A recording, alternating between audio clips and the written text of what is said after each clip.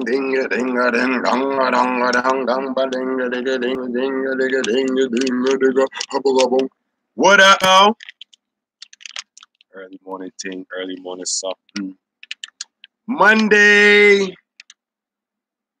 Wagwan popcorn, wagwan popcorn. My mother name is Larry Jordan. Big shouts to you and you and you and you. This is the Just My Russell Opinion Show. Positive vibes today. Positive vibes today, but we're gonna talk about Boston's radio. Because all my people who are not in town, you might not be familiar with this, but at least you can know what's going on in my area. You understand? So I already knew it was going down. I just didn't know when. But it's our city, and I'm on Facebook. I'm still banned on Facebook, so I can't really respond to some of the comments and ting. But everybody has an opinion. My favorite saying, and it goes for me too. You know what I mean? Favorite saying is opinions are like assholes. Everybody got one, and most of them full of shit. You know what I'm saying? So let's get into it because there's many angles, and the angle that I like to bring up forth is a West Indian angle, an island man, an island boy type angle. You know what I'm saying? So, but yet it's still an island man with a love of all genres of music. You know what I'm saying? And within these genres of music, just entertainment. So we have stations like 103.3, 96.9. You got contemporary stations and slow stations like WMJX, Magic 106.7. You got college run radio stations like 88.9, 89.1, 104.9. There's many stations in Boston that some of us know about, some of us don't know about because of where we live and frequencies and the FCC's ban on how far certain stations can carry out and things of that sort. To me, it's a big extortion game. Now, I went to school for radio broadcasting. I did a lot of research and things while I was in school before I even got on radio stations. You know what I mean? And we used to get into demographics and what people like and what people don't like. Things of these sorts. So, you got stations like Jammin' 94.5. Let's get into the popular ones, the ones that most people listen to, right? On a level of contemporary age range of 13 to 50. Or let's even say 15 to 50, right? Listen to Jammin' 94.5. Again, 96.9, 103.1, 103.3, and things of that sort. Now, on a level of an island man, none of these motherfuckers play any real reggae, real dancehall, soca, period. The only time I gave them a little ratings on the soca was 2 songs. Tempted to Touch by Rupi and that Kevin Little song, the annoying one from back in the day. I can't remember the name of it, but y'all know what I'm talking about, right? So, oh yeah, can't forget about 977, the R&B joint, and you can't forget about they are not legit stations. You can't forget about the pirate stations. Right now, there's only 2. What's going on, y'all? Turn me on. Yes, Kevin Little, yes. So, big up Beijing Empress every time. Beijing Empress, Beige Empress. Yes, Beige Empress. So, you have those stations, then you have pirate stations. But with the pirate stations, I've probably been on like all of them. You know what I'm saying? Vibe 105.3. There used to be Caribbean Fire. Big Shitty, which is really Big City, but it's Big Shitty to me. And all the other ones. Now, we don't have anymore. And BOG and them, they're hot 97, but they were moved from 977, and then and there was in some shit that I'm not even gonna get into. They were fucked with because it wasn't legit. FCC won't grant them a license, so we'll get into that a little bit later. Why FCC won't grant our genre of music, reggae, dancehall, and calypso, any type of real radio station airwaves. You know what I'm saying? But the main reason that I brought about this whole little topic today is because one of the most popular shows, syndicated shows in America, I should say, is The Breakfast Club with Charlamagne the God, DJ Envy, Angela Yee. Everybody knows The Breakfast Club. If you don't know about The Breakfast Club, you're living in a fucking bubble. So, wake up. I knew it was coming, but it finally hit. Bam. Breakfast Club is no longer on 94.5. I see everybody talking about, oh, it's because of this and it's because of that, and everybody has a right to their opinion. It's cool. And with opinions, there's facts. So before we get into that, let's segue and get into how they even came about into Boston, right? Because everybody knows that 94.5 had Ramiro and Pebbles. That was the morning crew. You know, they had Sarah and Pup Dog, and you know, they had their little crew, but that was the entertainment for Boston radio for years. I grew up on that shit. Then you had 107.9, Kiss 108. They have a guy named Maddie in the Morning. Maddie in the Morning, still on. 30, 40, I don't know how many years, but he's definitely a legend in this fucking music thing, right? But again, it's nothing that I cared about or catered to because it doesn't really play the music that I'm interested into. But, you know, I don't like pop music. I don't like Britney Spears and all of that. I play it because that's what the people like. But personally, you won't find me ever listening to that shit. That's just fucking annoying to me, right? All the, like, growing up, like the NSYNCs and the New Kids on the Blocks and all. I fucking hate that shit. You know what I mean? I hate country music. I fucking hate techno. I hate EDM. But I can't knock it because it's popular. As a DJ, I have to play it. I have to have those tunes for the people that want it. So let's get back into the radio shit and to what catered to me or what I liked. You know, with 107.9 and that Kiss 108, Maddie in the Morning had little skits that were funny. Like 94.5. Like, you know, they had, and they still do. I can't even say had. They still do. But it's not Ramiro anymore. Ramiro, Pebbles, all of those guys, they were kind of let go from 94.5 because of contract negotiations. They let go of Melissa, I guess, because I guess they just didn't want to pay her. Because if you don't know, radio is going to the computers. They don't want live DJs anymore. They don't want personalities. And if so, they only want personalities for the prime times. The prime times of radio is 6 in the morning to 10 a.m.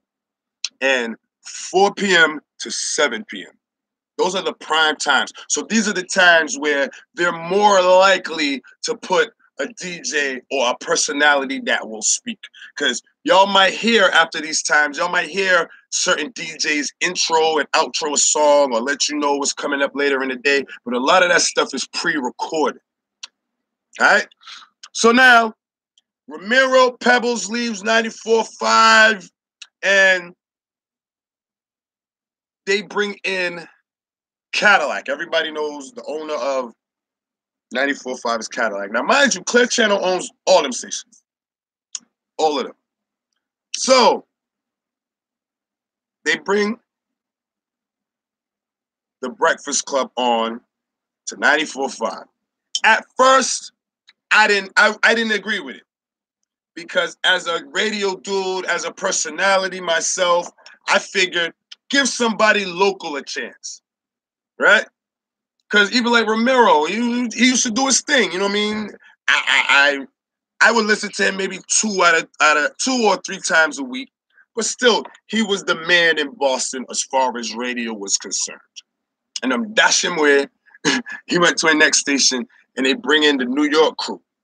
All right. I got in with the masses. I listen. I enjoy. Everybody calls me the Boston Charlemagne sometimes and shit like that. So yes, I was an avid listener of the Breakfast Club. If not on the radio, on YouTube, right? Interviews, everything's cool. Just seeing the different stars, politics, all these type of things. They don't keep it on one realm. And they actually played music that I like. But we all know how radio is, commercial radio. It could play better stuff, but they have to play what these motherfuckers is telling them to play. You understand? If y'all think that them dudes is playing what they want, fuck no. There's nobody on commercial radio playing what they want, like how the pirate stations, like the big shitties and the damn big shitties, like the only station left, pirate in Boston. So we're gonna get into that a little later. Let me continue with this thing.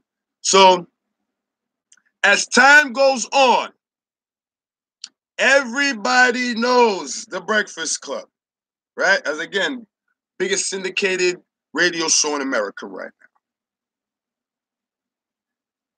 Everything's going well. Years now. I don't know exact, but I give 3 or 4. I think they came on 2016 or 17.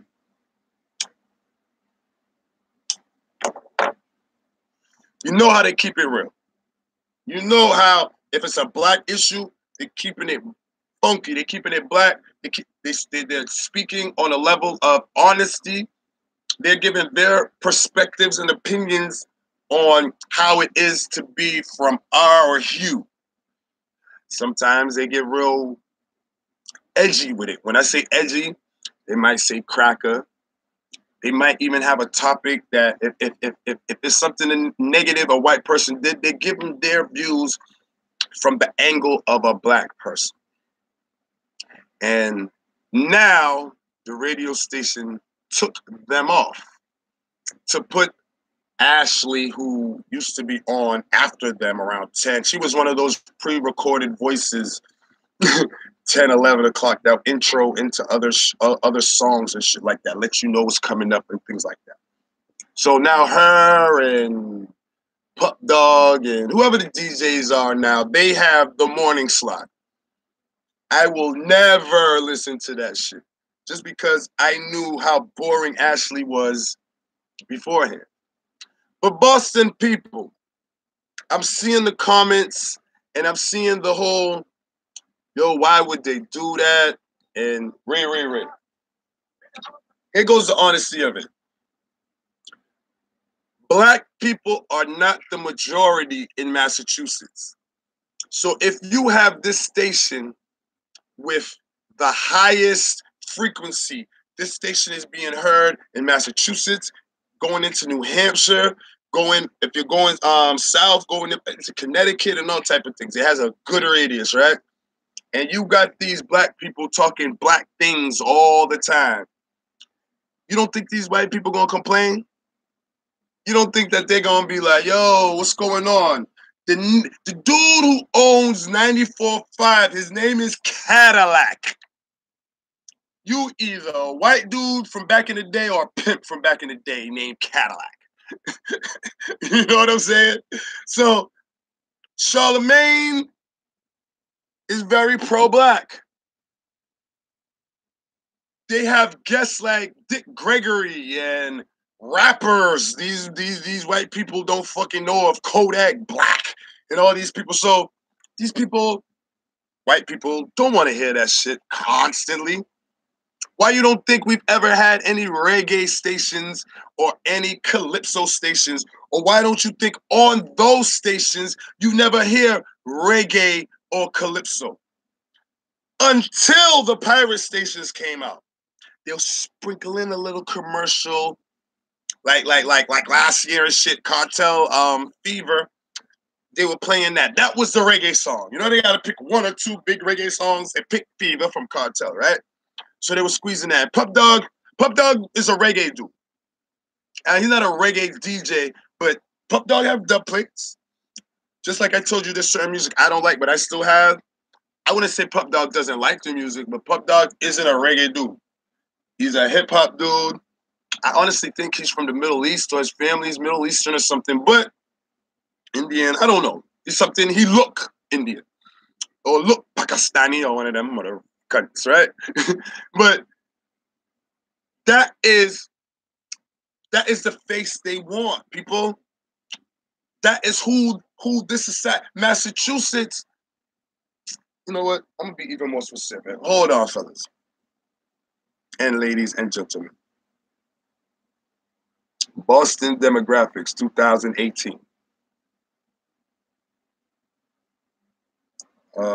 They usually do it. All right. December 27, 2018. The city had a population of 618,000 people. In 2010, which increased to 667,137 in 2016, and then increased to 667,214. The statistics for 2017 are as such. White, non-Hispanic. Massachusetts now, not Boston. Massachusetts. White, non-Hispanic, 72.1%.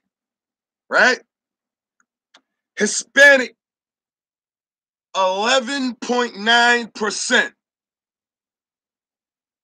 Asians, 6.9%. Black people in Massachusetts, we are only 8.8% of the majority here. So we're not the majority, we're the minority.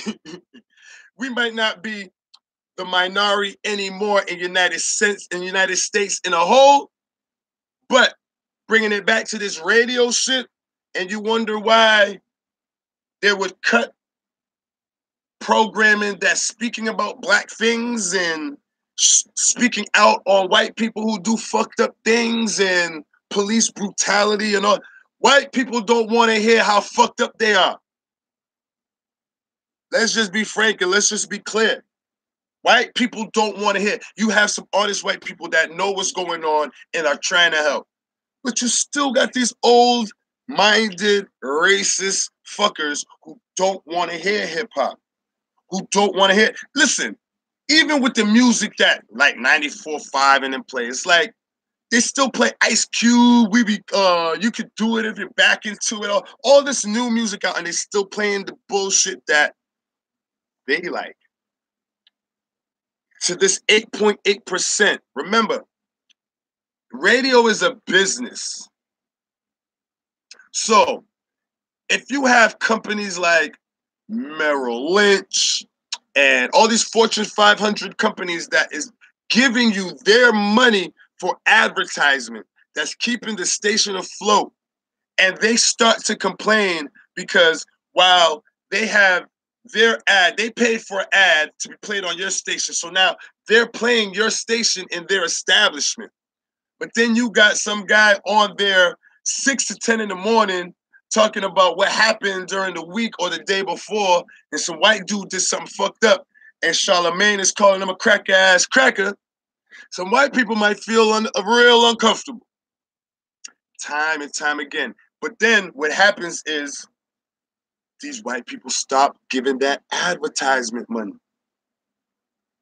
Now, that radio stations that's syndicating the Breakfast Club, they're paying for that. So if you're paying for something, but your income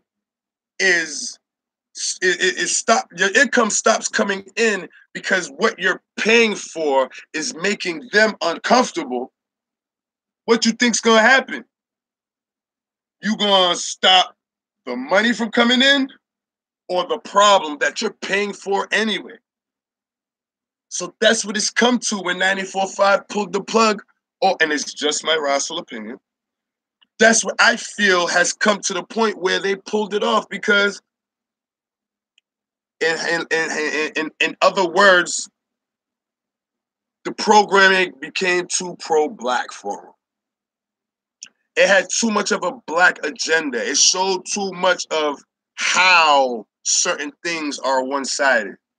And then they have the opinions of many because this is coming from New York. This is coming from, so they're hearing it. What do they do when they don't like something? They won't stop hearing it. That's why y'all didn't notice with these stations, how with the pirate stations, as soon as they got popular, those stations with licenses called the FCC on them. Everybody thinks they know the answers. Oh, all we need to do is get a radio station. All we need to do to get a radio station is this and that and this and that. Everybody has answers, but yet there is no Caribbean radio station in Massachusetts with an FCC license. All the answers everybody got. Everybody got answers till it's time to put up bread, first of all. But I laugh with it. I be trying to tell y'all, shut the fuck up because y'all don't know shit. Because island people, West Indian people here, we ain't worth shit. You just talk that shit. They got some that'll put that bread up, but the majority of y'all ain't gonna put an ad on the commercial on the radio station. Y'all ain't gonna support the thing. So radio is a business. If you're not gonna get that bread up, you're not even talking to you. What Fortune 500 company is going to put an ad on a West Indian radio station?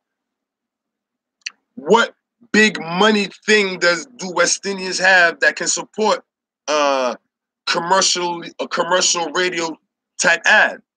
$800 a week, $5,000 for a month type shit. Huh? Everybody got them answers till they know the facts of how to run a station and how to keep shit going. As soon as those Caribbean stations started getting popular, boom.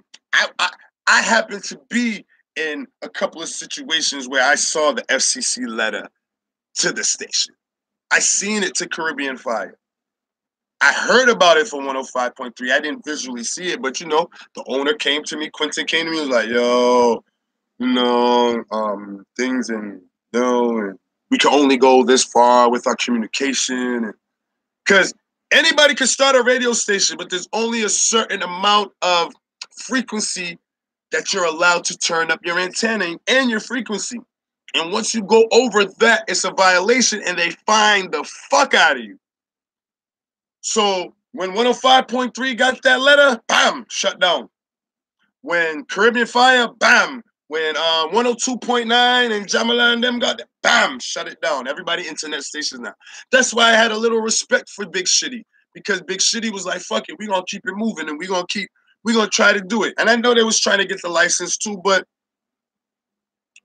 never happened. Never happened. And I don't wish bad on them as far as shutting down. I don't give a fuck if Big Shitty shut down, but we don't have nothing in the West Indian community to listen to radio but internet now. And now I see everybody saying now that since the Breakfast Club is not on air, go to whatever that shit Clear Channel owns. Some app. iHeartRadio. Go to iHeartRadio and then you can still listen to it. Why? Why do all of that? I just watch them when they come on YouTube. Clear Channel still owns it. It's still like it's supporting the same cause. Just my Russell opinion. Fuck iHeartRadio. I'm not downloading that app. All them stations is the same, man. I used to listen to, when it first came out, I used to listen to it. So I used to listen to a lot of the Philly stations, a lot of stations in North Carolina and shit like that. And it's just the same. It's just that within those cities and towns, you might get those local artists and those hot shits. You know what I mean? But then you start to see, oh shit, they played it at 7, they played it at 8, just like here. So You're not really feeling something new or hearing something new or getting a vibe that us black people would like, us West Indian people would like.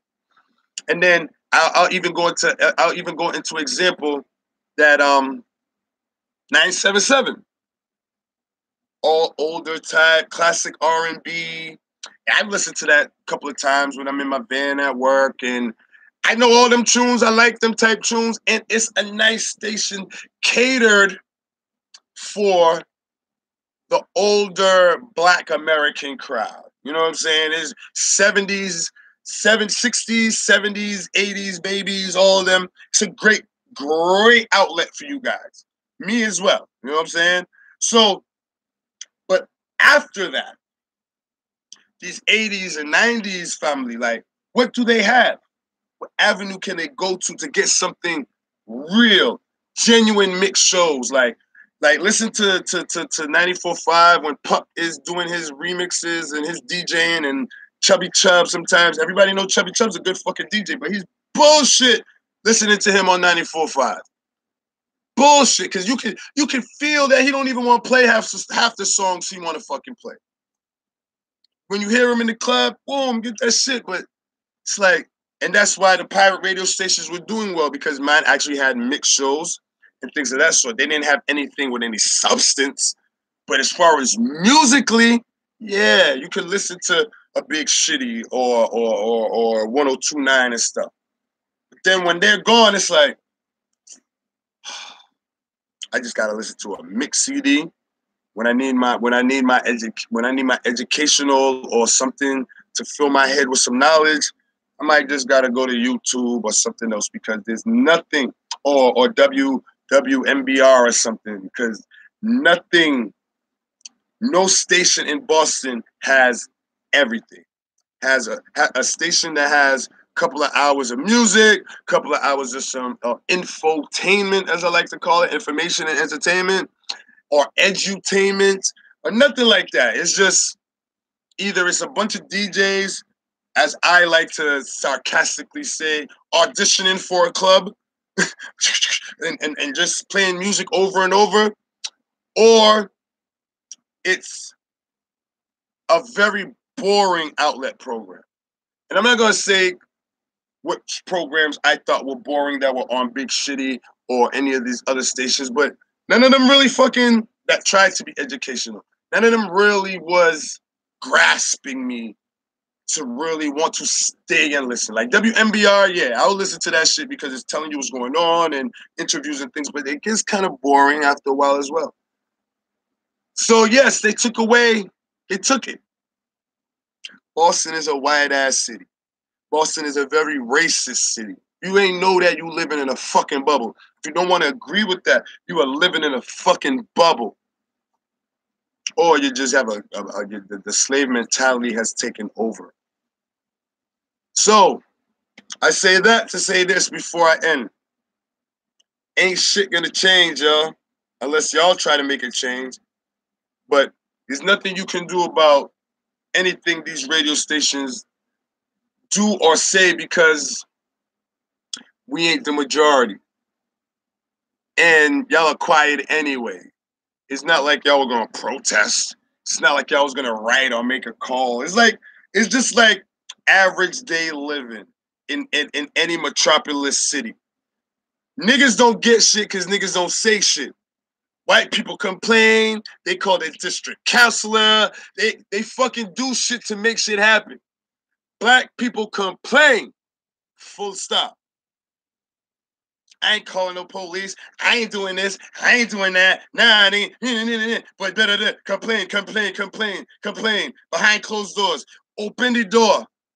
Nah, you know, I just don't want to say nothing right now. This is a time and place for everything. This is a time and place. Y'all do it to everything. Every single aspect of life. That's what black people do. Complain and afraid to speak out. And then when we do speak out, we speak out when the shit hits the fan, when they keep pushing and pushing and pushing. So we go full 100. When before that, we could have just, eased our way into a conversation to try to make a change. People get vexed at me because I speak out. And a lot of people don't like me because I speak out.